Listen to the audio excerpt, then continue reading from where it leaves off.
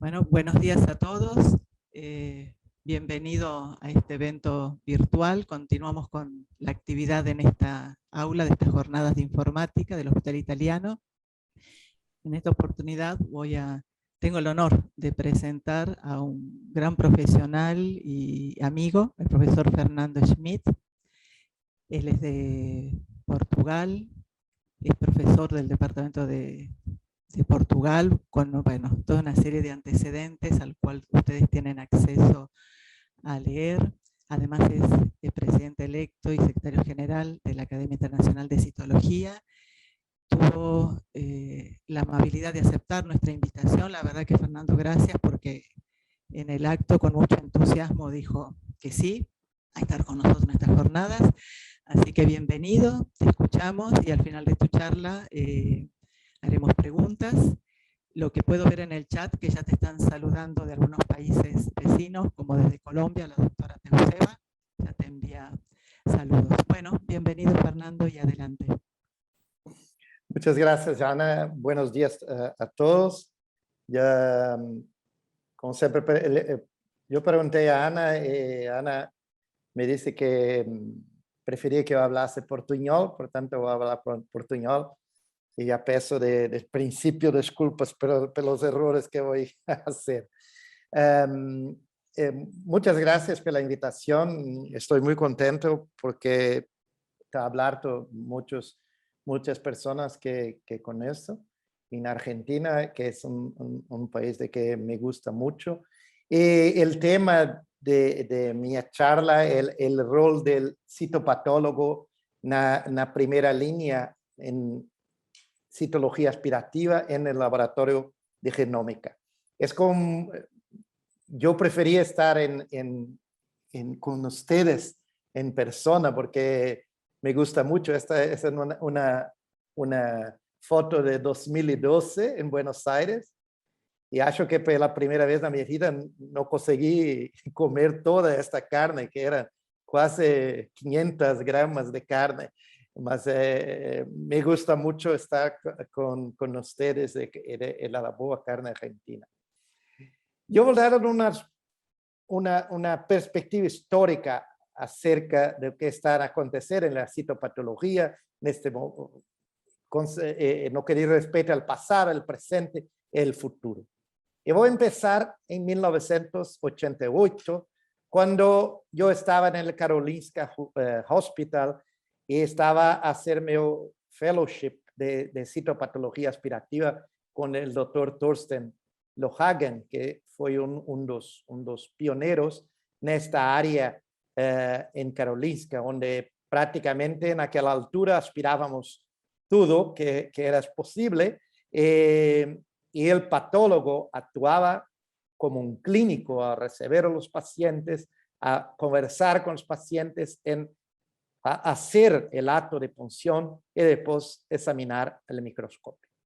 Mas 1988 es muchos años atrás, era un periodo en que la citología estaba en el topo, porque la citología aspirativa realmente, después de la introducción del test de Papa Nicolau, vio con mucha fuerza demostrar el valor de la citología en el diagnóstico. Después, en las próximas décadas, hubo una queda, especialmente por la introducción de la biopsia por aguja gruesa, vamos a llamar core needle biopsy, y especialmente porque cada vez menos patólogos tenían treino en citopatología. Felizmente, en las últimas 2 décadas, eso está a cambiar nuevamente con la importancia de la citología en la patología de pulmón y con la introducción de testes moleculares en material citológico, que tienen traído nuevamente la citología para el top. Mas en 1988 las cosas eran muy diferentes de hoy. Se hacía inmunohistoquímica de esta forma, ¿no? En las suspensiones celulares.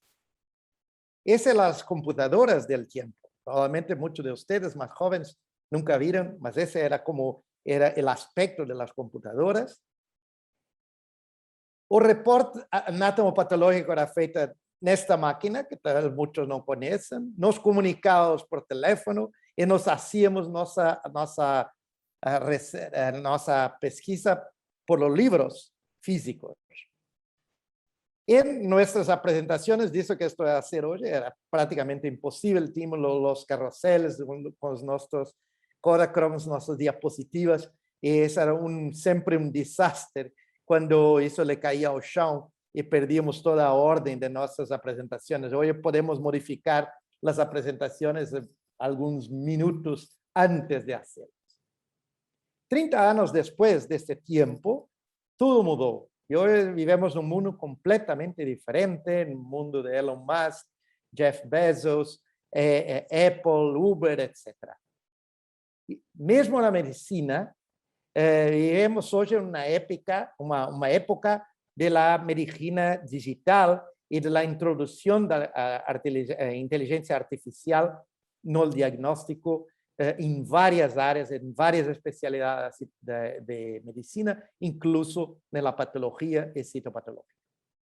Por lo tanto, estamos en un mundo completamente diferente y completamente nuevo. ¿Cómo o qué aconteceu na citología no que diz respeito? Por ejemplo, este es un artículo que nosotros escribimos en 2007, muchos años atrás, con mi amigo doctor Ademar Longato, es que decimos lo siguiente: citología ginecológica era como esta música de Ian Anderson, it's too old to be a pop star, but too young to die. A respecto de la introducción de los testes moleculares para HPV en el screening de cáncer de colo de útero. Esto es 2007. Hoy, esta es una realidad. Por ejemplo, el programa de screening de Portugal hoy fue completamente sustituido la citología ginecológica por el test de HPV, ¿no? Que acontece en grande parte en muchos países de Europa en ese momento. También la citología aspirativa por agulha fina debe algunas modificaciones durante este tiempo, ¿no? Se tornó indispensable en la patología de la tiroides, no es más utilizada en la próstata, comenzó también, está muy activa hoy en otro órgano como el pulmón, más también se mantiene en otros órganos, incluso, por ejemplo, en la mama, donde hay una gran discusión si es mejor usar citología aspirativa por agulha fina o es mejor usar core needle biopsy. La verdad, ¿qué nos debemos hacer para que la citología aspirativa por aguja fina no desaparezca? Nos debemos siempre hacer la técnica con calidad, nos debemos asociar con imagen y debemos responder y resolver problemas específicos de los clientes.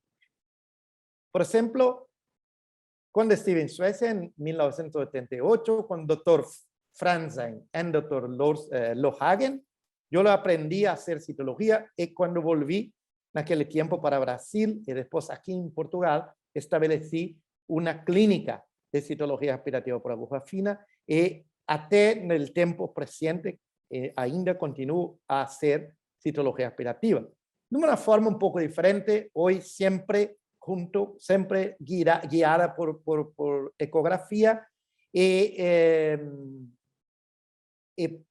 principalmente del tiroide, mama y órganos superficiales.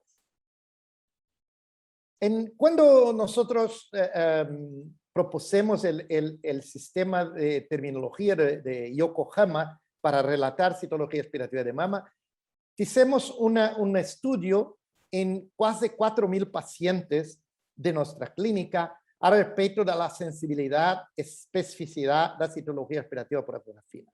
Cuando esta citología es feita por pocos patólogos, por pocos profesionales, siempre guiada por ecografía, la resolución es muy, muy buena, muy próxima de la resolución de la core needle biopsy. Nosotros también tenemos hoy un papel muy importante no llamado ROSE, Rapid On-Site Evaluation, que es que examinar el preparados citológicos durante el procedimiento con una coloración rápida. Esto es de muy valía, especialmente en citología pulmonar, especialmente cuando se hace EBUS, endobronchial ultrasound guided FNA, porque en esta avaliación primaria de la muestra, nosotros podemos tratar esta muestra de acuerdo con esos achados. Por ejemplo, si es un material linfoide, queremos hacer citometría de flujo. Si es un material paramolecular, si es un material que precisa ser para microbiología y así por diante. Por tanto, es un momento importante, incluso para las técnicas moleculares, como voy a discutir, este momento en que avaliamos la calidad de la muestra. Y el citopatólogo o el citotecnólogo pueden hacer esto con bastante precisión y pueden ayudar mucho a mejorar la calidad del material del diagnóstico. En verdad, con la disminución acentuada de la citología ginecológica, nosotros tenemos que procurar otros roles para los citotecnólogos. Eso está a acontecer en muchas partes del mundo, en la América y también en algunos países de Europa, en que los citotecnólogos que en el pasado tienen el principal rol de hacer screening de citología ginecológica, hoy están a hacer otras cosas. Por ejemplo, están más focados en hacer ROS o hacer control de calidad o participar en técnicas moleculares. Por ejemplo, hay una nueva generación de citotecnólogos con nuevos papeles. Los citotecnólogos, por ejemplo, pueden tener un papel importante en las técnicas moleculares, como ya dice, pueden tener un papel importante en la citopatología digital. Y, por ejemplo, en nuestro laboratorio de patología molecular, tenemos una tecnóloga que es una previa citotecnóloga con conocimiento de morfología y que nos ayuda bastante a hacer el control morfológico de los casos que van para estudio molecular. Por tanto, eso es una modificación de esta profesión. También en los últimos años hay un cambio filosófico, ¿no? Estamos reemplazar la primacía del diagnóstico morfológico por la decisión terapéutica. Porque la medicina tradicional, ¿no? con mismos tratamientos iguales para todos los doentes, está a caminar para la medicina de precisión. Y la medicina de precisión es seleccionar biomarcadores adecuados para una terapéutica específica. No solamente en el momento del diagnóstico, mas también cuando hay progresión de la doença o cuando hay resistencia al tratamiento inicial, no podemos repetir el análisis y descubrir otros marcadores. Ustedes pueden ver en esta tabla una serie de biomarcadores en diferentes tipos de cáncer que tienen drogas específicas cuando este marcador está alterado, muchas veces en una cantidad muy elevada. Por ejemplo, en la leucemia mieloide crónica, 95% con esa translocación. También hay modificaciones de lo que es una buena práctica, porque especialmente en pulmón, pequeñas biopsias y muestras citológicas deben ser trabajadas no solamente para el diagnóstico, más también para maximizar la cantidad de tejido disponible para estudios moleculares. Por tanto, el valor de la morfología tradicional no disminuyó, mas simplemente en muchos casos no es suficiente. Otro desafío que tenemos es hacer más con menos material. Por tanto, las técnicas moleculares hoy en día en rutina de patología y citopatología está a modificar paradigmas de la misma forma que fue la introducción de inmunohistoquímica algunas décadas atrás. Por tanto, en relación a la citopatología molecular, una perspectiva histórica, no es así tan tan reciente la aplicación de técnicas moleculares en material citológico. Aquí ustedes pueden ver esas dos publicaciones de nuestro grupo, una en 1998, otra en 2002, en que utilizamos las técnicas moleculares de aquel tiempo, el PCR, el Southern Blot, en material citológico, sea en citología aspirativa, sea en citología exfoliativa. Este es un artículo muy interesante de 2017 y que nosotros publicamos en Acta Citológica, en que revimos un artículo publicado en 2007 a respecto de las expectativas de proyección del futuro para a citologia não ginecológica. O que foi feito, o que não foi feito. En relación a las técnicas moleculares, por ejemplo, en 2007, las únicas técnicas que se utilizaban estaban empezar la detección de GFR en cáncer de pulmón, KRAS en cáncer de colon, y KIT en el GIST. Y hoy en día es rutina utilizar técnicas moleculares en material citológico. Lo que es curioso es que la técnica que modificó el cáncer genómico, que es Next Generation Sequencing, secuenciación de nueva generación, no era siquiera mencionada en aquel tiempo. Y esta técnica hoy en día está a reemplazar todo el uso clásico PCR y secuenciación de sangre, porque permite estudiar no solamente DNA, mas también alteraciones de RNA. Por tanto, en 2013, Vogelstein, en este artículo en Science, es que 10 años atrás, 2003, la idea que todos los genes alterados en cáncer por ellos ser identificados parecía ficción científica, mas hoy esto es posible. ¿Y por qué es posible? Porque hoy el proyecto de genoma humano que decodificó el genoma, hay el proyecto de genoma del cáncer que describió las principales alteraciones moleculares en los cánceres más frecuentes, y las herramientas moleculares hoy son muy, pueden ser hechas en cualquier laboratorio, son muy accesibles. Y hay una serie de alteraciones, no solamente en el diagnóstico, como en la progresión, por ejemplo, en cáncer de pulmón, que son clínicamente relevantes. Por tanto, si en 2007 estudiábamos el EGFR en el cáncer de pulmón, el approach, vamos a llamar así, de único marcador, pasamos para un panel de marcadores que hoy incluye 300 genes o más, y probablemente vamos a caminar para la avaliación de todo el exoma del tumor. En pulmón, las técnicas moleculares son muy importantes, porque 40-50% los casos de cáncer de pulmón, el único material disponible para casos avanzados, el material citológico. Y hoy en día la oncología de precisión, o que requiere de nosotros, es más biología de especímenes cada vez más pequeños, como por ejemplo citología.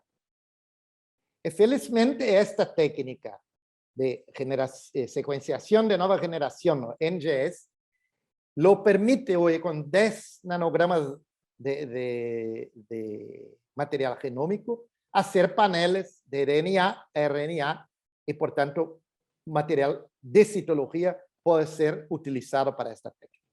Y cualquier material citológico puede ser utilizado.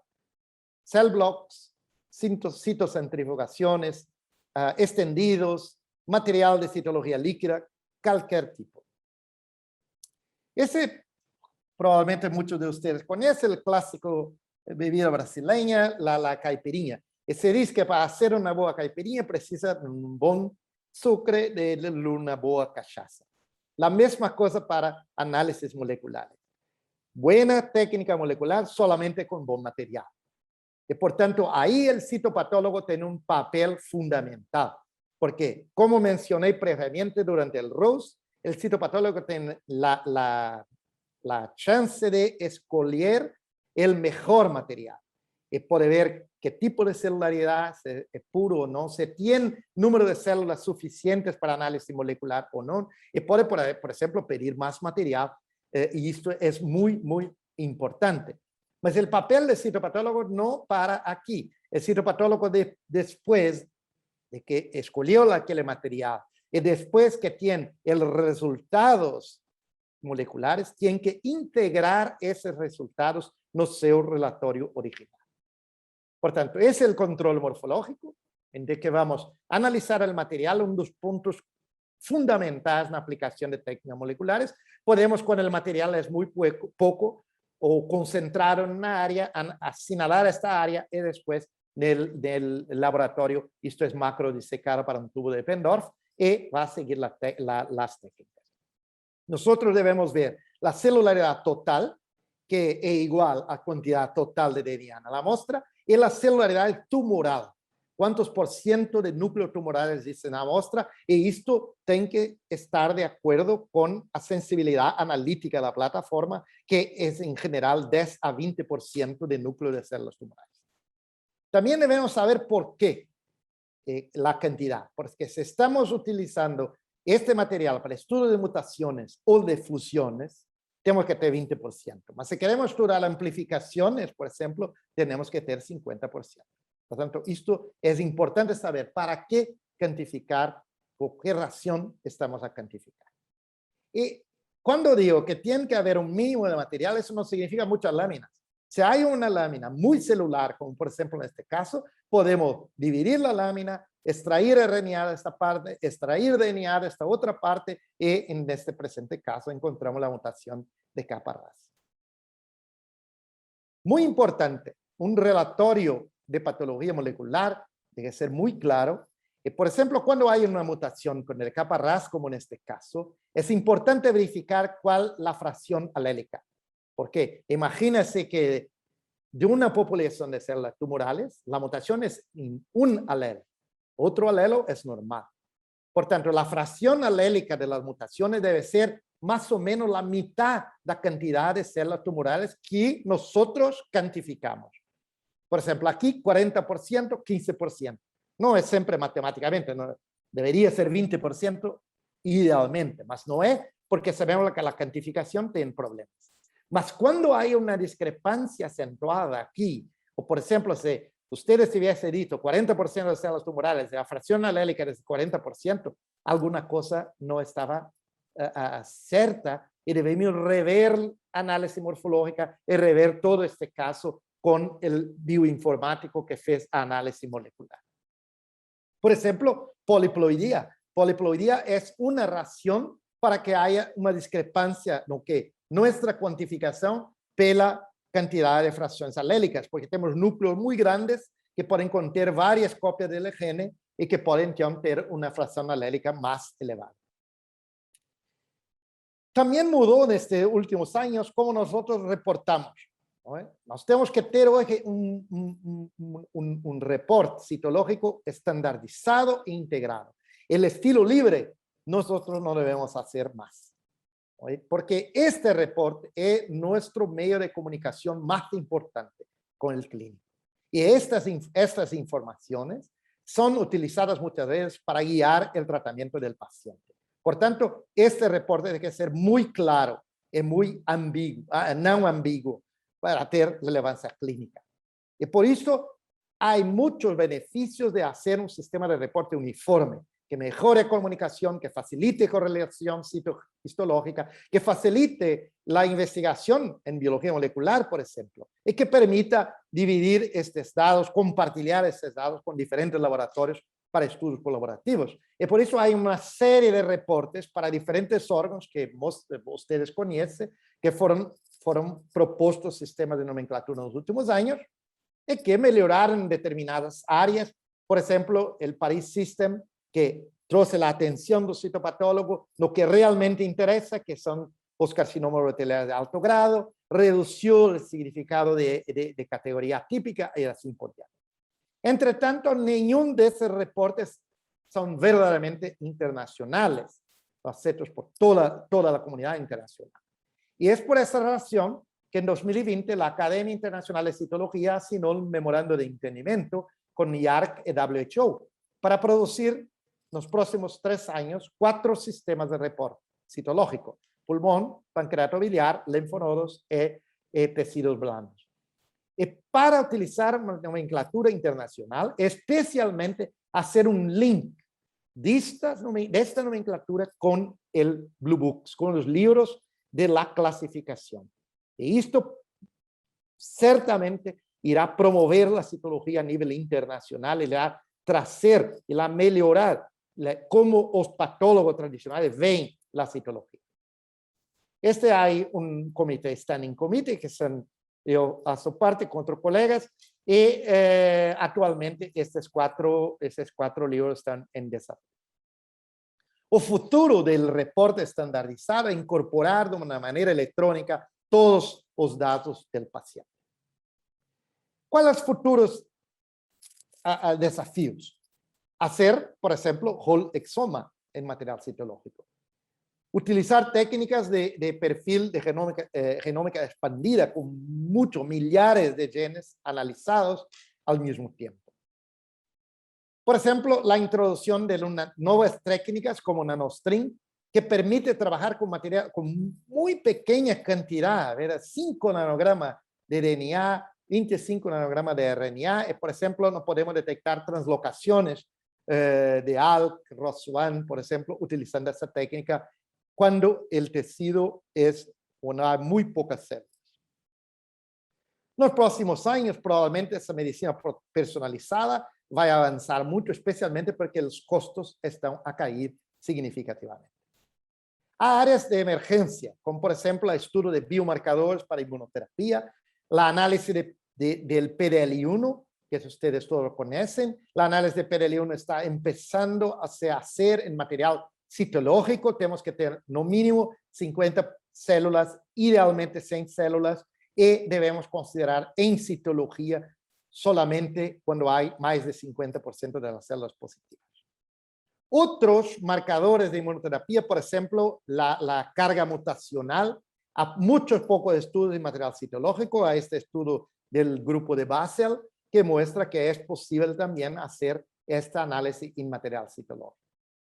Por ejemplo, mutaciones como la mutación STK11-LKB1, que está relacionada con resistencia a inmunoterapia, puede ser feita en el contexto de NGS, y más recientemente tal vez la pérdida de 9p21, que parece ser un marcador muy importante en resistencia a inmunoterapia. La biopsia líquida, que es una biopsia del sangre, que tiene aparecido como una alternativa a la biopsia tecidual o citológica en casos de metástasis, mas entre tanto, siempre que tienes la posibilidad de tener tejido o células de un tumor metastático, esto es más sensible la análisis genómica do que aquella de la biopsia líquida. Y muchas veces la resistencia en cáncer de pulmón, muchas veces no más, algunas veces, la resistencia no es porque el tumor tiene una nueva mutación, más porque hay una transformación morfológica de adenocarcinoma para carcinoma epidermoide en la recidiva o de adenocarcinoma para carcinoma de células pequeñas, etc. Y ahí solo la morfología es que va a demostrar.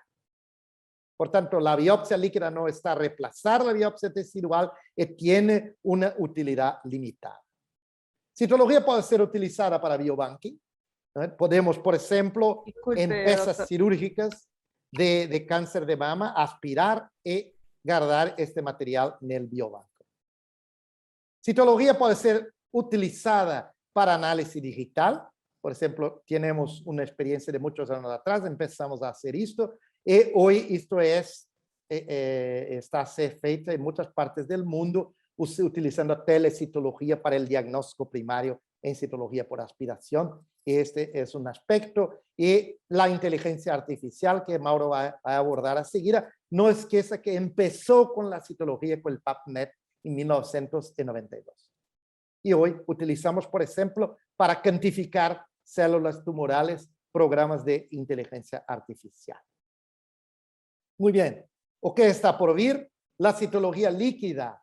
No son la biopsia líquida, vamos a llamar así, no son de sangre, por ejemplo, de la orina, por ejemplo, de lavados uterinos, por ejemplo, de líquido cefalorraquidiano, donde hay muy pocas células, mas las moléculas están en el líquido y pueden ser aisladas de RNA y podemos hacer Next Generation Sequencing. La misma cosa para los derrames cavitarios. La citología viva, que podemos obtener por material de citología aspirativa de tumores, células vivas que vamos a introducir en xenógrafos y vamos, por ejemplo, a verificar la respuesta terapéutica de estos animales y esto puede ser trasladado para el paciente. Para finalizar, no esqueça que la citología siempre fue pionera en muchos campos. Dr. Papanicolau, el screening de cáncer. En Karolinska, la biopsia líquida, a tal biopsia líquida de sangre, fue feita en el departamento de citología muchos años atrás y la inteligencia artificial con el PubMed. Por tanto, nosotros, citopatólogos, siempre precisamos estar en la línea de frente, sea en el contacto directo con los pacientes en la clínica de citología aspirativa y también en la análisis molecular. Muchas gracias por vuestra atención. Muchas gracias, Fernando. Muy bueno, la verdad que se nota tu pasión en esta área y la dedicación que tienes. Muchísimas gracias.